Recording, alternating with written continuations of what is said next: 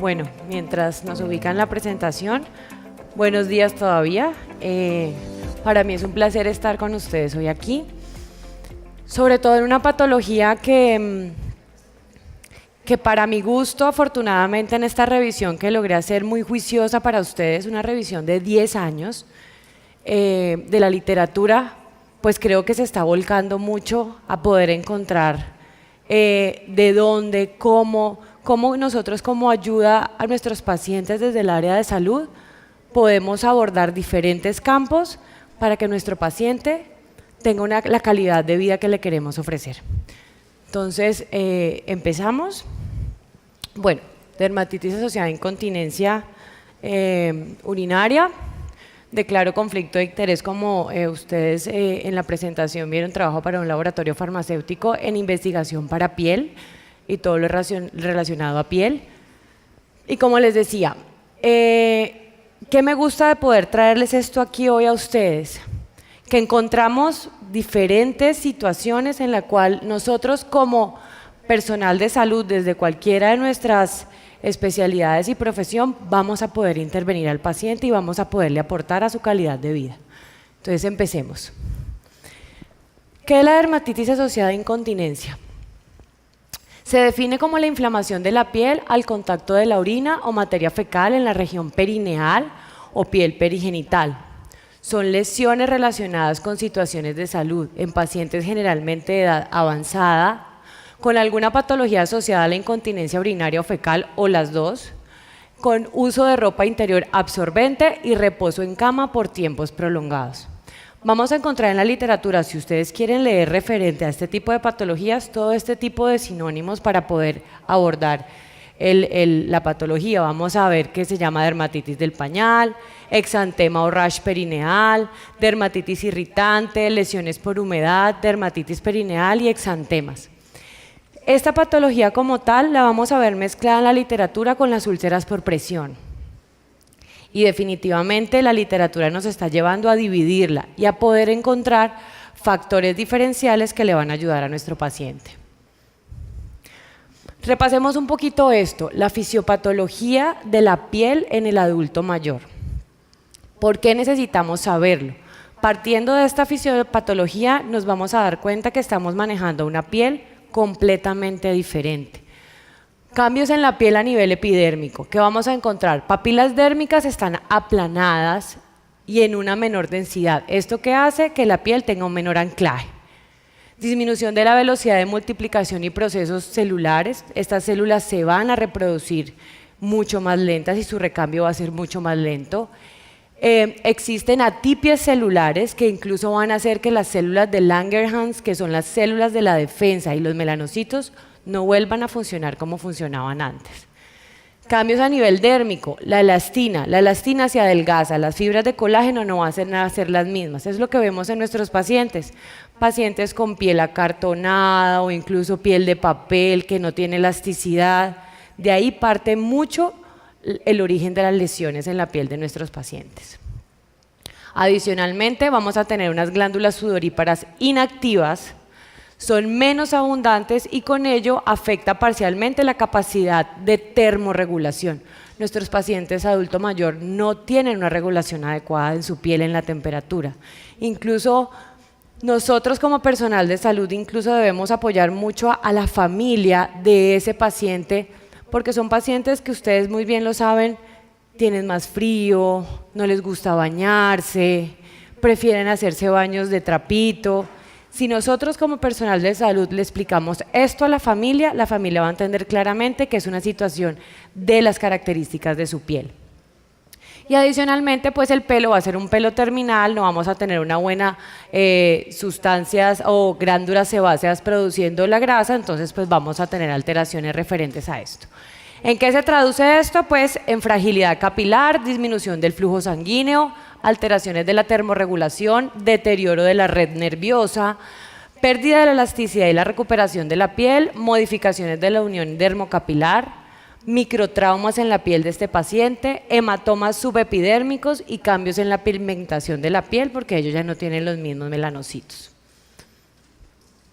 En cuanto a la epidemiología, para que entendamos un poco cómo se está presentando este diagnóstico en nuestros pacientes. Tiene una prevalencia del 5.6%, con una incidencia entre el 3,4 y el 25% de los pacientes. Evidentemente se presenta en ambos sexos, pero hay una predominancia en el sexo femenino, porque las mujeres tenemos una tendencia o una incidencia mayor de la incontinencia urinaria, por las condiciones anatómicas, por el embarazo, por la multiparidad, por los cistoceles. Hay estudios, unos estudios que les quise traer porque ya tenemos estudios, eso es bueno, que ya estudien la dermatitis asociada a incontinencia. Esta muestra es buena, esta muestra me gusta, son 2.107 pacientes donde se empezó a caracterizar un poco la población sobre la incontinencia urinaria. Finalmente, ¿qué nos muestra? Que las áreas más afectadas son los glúteos, zona anal y zona sacra, que son las zonas donde el paciente está apoyado. El inicio promedio de las lesiones son 10 días. Tenemos tiempo de empezar a clasificar la piel de nuestro paciente para que no llegue a la lesión en esos 10 días. La gravedad de la dermatitis se considera moderada a grave, o sea, finalmente cuando la piel se rompe, vamos a ir rápidamente a un proceso de gravedad si no lo paramos a tiempo. No hay una correlación entre la gravedad y el desarrollo de la dermatitis, o sea, finalmente las condiciones que vamos a ver ahora en diapositivas siguientes nos pueden mostrar que una condición per se de una comorbilidad del paciente, como diabetes, como enfermedades psiquiátricas, pues puede hacer que una dermatitis vaya mucho más acelerada que en otro paciente. Y en un estudio de prevalencia con 1.755 personas, ¿qué nos muestra? Nos muestra que las infecciones urinarias es mayor en mujeres que en hombres y que la incontinencia urinaria es mayor en mujeres que en hombres y la fecal tiene mayor prevalencia en los hombres. Y que la población a estudio promedio en esta cantidad de pacientes, que fueron 1.755 personas, es una edad promedio de 55 años. Estamos teniendo pacientes jóvenes con este tipo de patologías. Les quise traer este flujograma rápidamente para mostrar cómo podemos empezar a categorizar nuestra patología. Primero que todo, la piedra angular es la humedad. Lo que nosotros debemos controlar es la humedad en la piel del paciente. Tenemos varios caminos para saber cómo vamos a controlar esa humedad. La orina, donde vamos a tener aumento de la urea, que generalmente aumenta obviamente el amoníaco en la piel. El pH se aumenta y los microorganismos. Las heces fecales, ¿qué hace? Aumentan las enzimas e igualmente es caldo de cultivo para microorganismos. Que haya una incontinencia mixta, definitivamente es la peor que puede tener nuestro paciente. Adicionalmente, el tipo de limpieza con irritantes químicos, que vamos a aprender a ver ahora qué tipo de sustancias podemos usar para aminorar el daño en la piel del paciente y adicionalmente todo esto que nos lleva a aumentar la permeabilidad de la piel, a que las bacterias crezcan, a que haya una infección de piel. Esto finalmente daña y rompe la piel y tenemos la dermatitis. Estos son factores internos, pero también tenemos factores externos, la cama, la silla, el tipo de ropa y el absorbente que el paciente está usando. Esto es como una caracterización de la enfermedad como tal. ¿Qué debo tener en cuenta? Pues las condiciones de piel del paciente. Si yo tengo un paciente con piel inflamada, con alteraciones o edemas o vesículas, pápulas, que ahorita vamos a ver una clasificación. Adicionalmente, la frecuencia y el tipo de incontinencia, si es urinaria, fecal o mixta, mixta evidentemente la peor. Vamos a perder una integridad de la piel cuando hay humedad, cuando el pH se vuelve alcalino. Nosotros debemos procurar que el pH de la piel de nuestros pacientes sea un pH neutro y eso lo podemos lograr con los productos que vamos a usar con ellos. Si nosotros equilibramos el pH de la piel de nuestros pacientes, vamos a tener una ganancia impresionante en el control de su piel, solamente sabiendo cómo controlar el pH. Evidentemente tenemos comorbilidades donde nosotros no podemos intervenir. Los pacientes que son hipertensos, la diabetes, como nos explicaba nuestra ponente anterior, que fue maravilloso. Adicionalmente, los pacientes con problemas psiquiátricos son de mucho más difícil manejo. ¿Todo esto en qué se traduce? Calidad de vida, lo que nosotros queremos para ellos. La disminución en la calidad de vida por situaciones de salud es bastante marcada en esta patología. en este documento técnico nos dice que los pacientes, 7 de cada 10 pacientes tardarán 4 años en acudir al servicio de salud cuando están presentando dermatitis por incontinencia. Ustedes lo saben, todos nosotros que hemos manejado pacientes con incontinencia, es una patología que para el paciente es señaladora. A los pacientes no les gusta decir que usan pañales. De hecho, en la encuesta nacional de salud, cuando se evaluó vejez, que yo sé que probablemente muchos de ustedes ya la han escuchado y ya han estado en las presentaciones, nuestros adultos mayores dicen que son viejos, no por hipertensos, no por diabéticos, sino porque usan pañal. En el momento en que usan pañal es el momento en que ellos atraviesan el umbral de la vejez. Entonces, sabiendo eso, sabiendo que es una situación difícil para ellos, es cuando debemos empezar a manejarla. Esto es un score muy grande, simplemente porque les quiero mostrar algo. La incontinencia asociada, la dermatitis asociada a incontinencia es multifactorial. Va a influir la edad, va a influir el género, las patologías previas, si está hospitalizado y cuánto tiempo, si tiene injurias de piel, si tiene úlceras por presión, si está malnutrido, si tiene falta de oxigenación de la piel, si tiene una infección previa, o sea, tenemos que abordar tantos temas, pero tranquilos, yo les quiero dejar pautas sencillas y claras para que empecemos a valorarlo desde un punto mucho más fácil. Esto es un estudio de 3.814 pacientes en hogares geriátricos y en unidades de cuidado intensivo, donde lo que principalmente se quería valorar era la humedad. ¿Por qué les hablo de la humedad? Porque esta es la piedra angular de la dermatitis, la humedad en la piel. ¿Qué se encontró? Que la incontinencia mixta aumenta el pH de la piel a 6.8. O sea, definitivamente, solamente con controlar la humedad en la piel del paciente estamos regulando el pH. El pH ideal debe estar entre 4.5 y 5.75, que es el pH neutro de la piel. Se desarrolla en menos de 2 días cuando hay incontinencia mixta. O sea, la incontinencia mixta, ¿se acuerda que hablábamos que se puede desarrollar en 10 días? La incontinencia mixta la puede pasar a un desarrollo en 48 horas. Adicionalmente, pues con un mal régimen de limpieza. La comorbilidad es, como les decía, diabetes, hipertensión, alteraciones funcionales y sobre todo el desconocimiento de la patología hace que estos factores se aumenten en el paciente. Factores externos súper importante, que es algo también que nosotros debemos empezar a entrenarnos en eso. Nos han dicho muchas veces que el contacto físico, el poder hacerles sus masajes, el poder hidratarlos, pues es en favor de ellos, sí, desde el punto de vista de sensibilidad. Pero ojo, la piel de ellos no tiene sustento lipídico adecuado, no tiene el tejido celular subcutáneo adecuado, por lo tanto, la fricción, la oclusión, la excesiva humedad, evidentemente la orina y las heces y el aumento del pH de la piel va a romper la piel en los pacientes. ¿En qué se traduce eso? Que nosotros debemos saber qué tipo de sustancias vamos a usar en ellos, porque el cizallamiento de la piel en el paciente la va a romper. Son 2 pilares grandes en la prevención. Manejar la incontinencia para identificar y tratar causas reversibles. Nosotros como terapeutas o como personal de salud, ¿cómo podemos revertir una causa? ¿Cómo podemos tener las antenas paradas con nuestros pacientes? Hombre, ¿estará que tiene una infección urinaria? Mi paciente no tenía esa incontinencia, mi paciente estaba con una micción, ustedes ya la tenían controlada, calculada, ahorita está teniendo 2 veces más o 3 veces más, hagamos un parcial de orina, algo está pasando.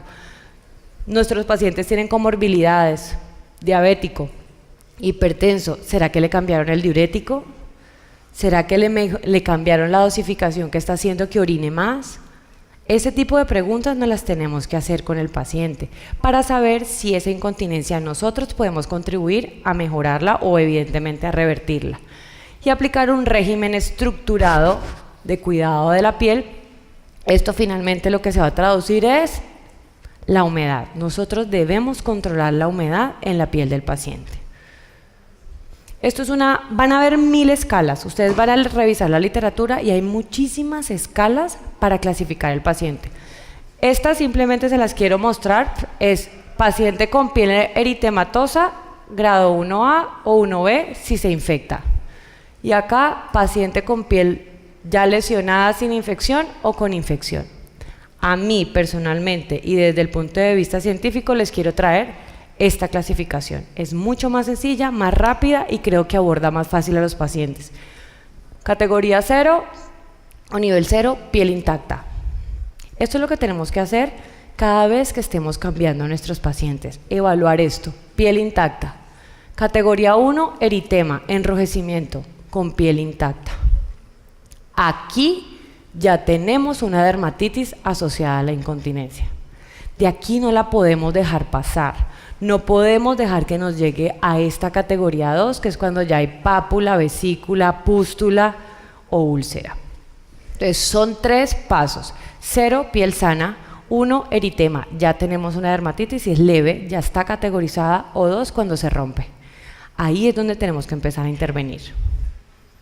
Evidentemente nosotros llegamos aquí con las medidas que vamos a tener, pero también tenemos que tener esa señal donde debemos decir, yo hasta aquí llego y debo acudir al médico, porque mi paciente se va a complicar.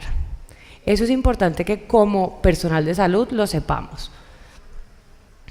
Estas son las áreas que ustedes deben de tener en cuenta tanto en el hombre como en la mujer, donde ustedes deben observar cuando hacen los cambios de pañal o de absorbente, donde debemos ver claramente las zonas de clive son las más importantes para el paciente. En el hombre definitivamente deben levantar el pene y levantar los testículos, porque ahí es donde va a empezar. Y en la mujer deben revisar claramente los labios, separar los labios mayores, porque ahí empieza el eritema. ¿Dónde? Donde hay más humedad, donde hay más calor y donde hay más oscuridad. Ahí es donde empieza la humedad a lesionar la piel. Entonces, porque normalmente cambiamos el pañal y glúteos bien, ¿no? Bien. Va, segundo pañal. Revisemos. Si nosotros detectamos el eritema a tiempo, controlamos la patología. Esto es un flujograma de qué hacer. Entonces, paciente con incontinencia, reviso. Esta incontinencia, ya mi paciente viene hace rato con ella, le empeoró. ¿Por qué le empeoró? Tiene un diurético adicional, le cambiaron el medicamento, tiene una infección urinaria, tiene un problema social, emocional o familiar. La categorizo, ¿tiene DAI o no tiene DAI? Si tiene DAI, sigo evaluando y previniendo con mi paciente. Si finalmente la categorizo en 1 o 2, empiezo mi manejo y mi tratamiento que se basa en el pilar de limpiar, proteger y recuperar. Y finalmente, si yo tengo este paciente en ya categoría 2, si yo al tercer día de tratamiento no tengo mejoría, acudo al médico, no voy a esperar. Un paciente con categoría 2, si al tercer día no tiene mejoría, probablemente tenga una coinfección y debamos utilizar otro tipo de productos. Uso de protectores cutáneos. Entonces ustedes dirán, ¿qué uso, qué no uso? ¿Uso óxido de zinc? ¿Uso vaselina? ¿Le pongo qué tipo de productos? Aplicar protectores de piel con una frecuencia coherente con su capacidad de protegerla es lo más importante. Comprobar que el protector no haga ningún cruce con otro producto, importante también. Y aplicar protectores de piel que entren en contacto directo para aislar las heces y la orina. ¿Cuántos tipos de protectores cutáneos hay? Van a encontrar muchos. Ninguno es mejor y peor, todo depende del paciente. En los pacientes que tienen una piel deteriorada, papel, difícil de limpiar porque evidentemente al estar friccionando la puedo romper, mi consejo es que usen protectores de piel que ustedes puedan visualizar la piel. Generalmente son los petrolatos o las dimeticonas. Que ustedes puedan ver la piel para no estar retire y retire y retire, porque esa fricción es lo que hace que los pacientes se nos puedan romper. El óxido de zinc es uno de los mejores cicatrizantes que hay, pero ojo, tenemos que saber en qué tipo de piel lo vamos a usar, porque él repara la piel, sí, pero si es una piel demasiado seca o con falta de hidratación, no me le va a permitir una buena hidratación a la piel. Adicionalmente, si es un producto muy denso que existe en el mercado y yo sé que ustedes los conocen, retirar ese tipo de productos lo que hace es lesionar más la piel.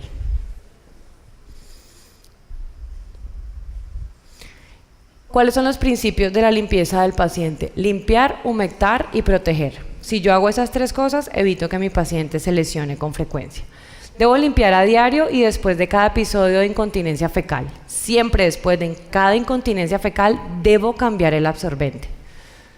Usar una técnica suave con lámina con mínima fricción. Yo no debo frotar, masajear, solamente pongo, y cuando voy a retirar el protector cutáneo debe ser con un pañito húmedo o con una sustancia húmeda. Ojalá no jabones. En estos pacientes no se debe usar jabones porque evidentemente eso le cambia el pH de la piel al paciente. Tratar de usar Sindet o jabones de pH neutro, no que le genere espuma. La espuma le va a cambiar el pH generalmente a los pacientes. Elegir un limpiador líquido o suave, ojalá, que regule el pH, y si es posible utilizar una tela suave no tejida desechable. Ustedes van a encontrar muchos tipos de desechables. ¿Qué es importante para ustedes con los pacientes que usen desechables? Primero que todo, que tengan buena movilidad articular, que no sean pañales tan rígidos que a ustedes no les permita articular bien con sus pacientes. Número 2, que les garanticen que tengan materias primas hipoalergénicas o que realmente disminuyan la irritación de los pacientes, y eso lo hace simplemente la materia prima. Y número 2, que tenga una buena absorción, que contenga el líquido y que no esté en contacto permanente con la piel. Señores, eso es lo que les traía. Muchísimas gracias.